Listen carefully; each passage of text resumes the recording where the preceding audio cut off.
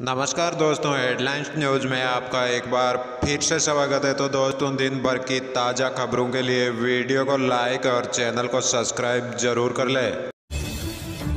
शरद पवार राष्ट्रपति पद की रेस से बाहर, ममता ने 15 जून को विपक्षी दलों की बैठक बुलाई, कांग्रेस भी होगी शामिल। देश में राष्ट्रपति पद के लिए 18 जुलाई को वोटिंग होनी है। इसको लेकर विपक्ष फिर बीजेपी को घेरने की तैयारी में जुटी हुई है। पश्चिम बंगाल की मुख्यमंत्री ममता बनर्जी ने 15 जून को दिल्ली स्थित कॉन्स्टिट्यूशन क्लब में विपक्ष की बैठक बुलाई है। ममता ने विपक्ष के 8 सीएम 22 नेताओं को चिट्ठी लिखकर बैठक में शामिल होने का अनुरोध किया है। राजस्थान में 2000 से अधिक पेट्रोल पंप हुए बंद, तेल की किल्लत से मचा हाहाकार। राजस्थान का कोई छोटा बड़ा जिला ऐसा नहीं जहां पेट्रोल डीजल की किल्लत नहीं हो। राजधानी जयपुर में करीब 650 पेट्रोल पंप हैं।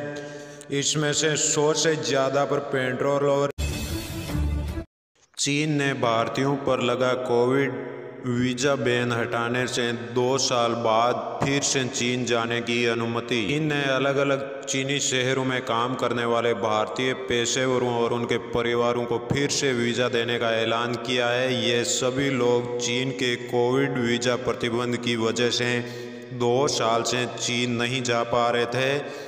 इस फैसले से उन भारतीयों को राहत मिलेगी जो 2020 से ही भारत में है।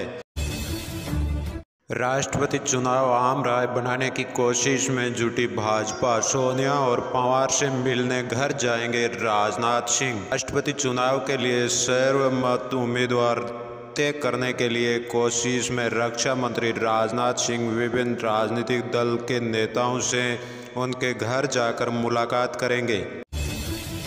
1.5 साल में 10 लाख रोजगार देगा केंद्र, पीएम के ऐलान को विपक्ष ने जुमला बताया। पूछा 2 करोड़ रोजगार का क्या हुआ। केंद्र सरकार ने अगले 1.5 साल में 10 लाख पदों पर भर्ती करने का ऐलान किया। ये भर्तियां केंद्र सरकार के विभिन्न विभागों एवं मंत्रालयों में खाली पदों पर की जाएगी। पीएम मोदी ने सभी विभागों और मंत्रालयों के कर्मचारियों की स्थिति की समीक्षा करते हुए इसके बाद ये आदेश दिया।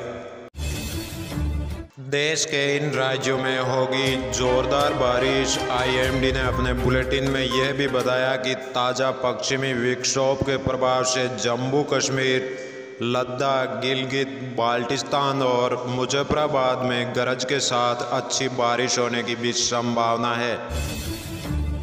केंद्रीय वाणिज्य और उद्योग मंत्री पीयूष गोयल ने जेनेवा में विश्व व्यापार संगठन के 12वें स्तरीय सम्मेलन को संबोधित किया। इस दौरान उन्होंने कहा कि भारत के WTO में विकासशील और अल्प विकसित देशों के हित की रक्षा के लिए एक मजबूत पिच बनाई है। भारत की इस रक्षा रणनीति से चीन और पाकिस्तान की चिंता बढ़ी। पड़ोसी देशों से मिल रही रक्षा चुनौती से निपटने के लिए भारतीय वायुसेना ने 114 फाइटर जेट खरीदने की तैयारी कर ली है। इन मल्टी रोल फाइटर एयरक्राफ्ट के रक्षा सौदे के जरिए भारतीय वायुसेना लगातार कम होते लड़ाकू विमानों की कमी को पूरा कर पाएगी। ये माना जा रहा है कि ये पूरा सौदा $20 अरब का हो सकता है। इस रक्षा सौदे की दौड़ में फ्रांस का राफेल, अमेरिका कंपनी बोइंग का F-15 इवेक्स और F-18 तथा लॉकहीड मार्टिन का F-21 लड़ाकू विमान शामिल है। बिजली उपभोक्ताओं को सावधान हो जाने की जरूरत। बकाया बिजली बिल के नाम पर साइबर ठग उड़ा रहे हैं पैसे। डॉक्टर पंकज शुक्ला ने बताया कि 13 जून को सुबह करीब 10 बजे मोबाइल पर मुझे मैसेज आया जिसमें लिखा था कि आपका बिजली बिल अपडेट नहीं हुआ है, तुरंत संपर्क कीजिए। ऐसा नहीं किया तो सुबह 10:30 बजे आपके घर की बिजली काट दी जाएगी। भारत बढ़ा रहा है अपने परमाणु शक्ति। 9 देशों के पास है सबसे ज़्यादा परमाणु हथियार। भारत अपने परमाणु हथियारों की संख्या बढ़ाता हुआ दिख रहा है। जनवरी 2022 तक भारत के पास 160 परमाणु हथियार थे, ये दावा कर रहा है।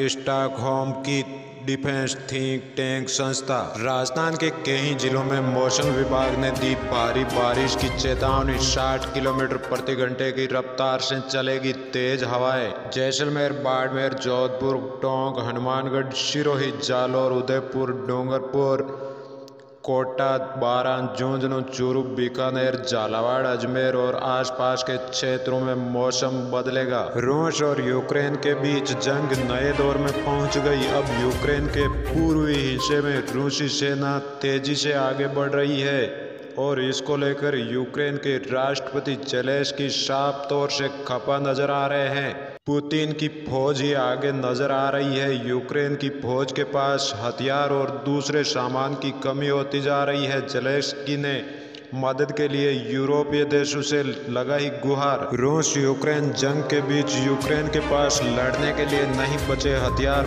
बाइडेन बोले, रूसी हमले की हमारी चेतावनी को सुनना नहीं चाहते थे ज़ेलेंस्की।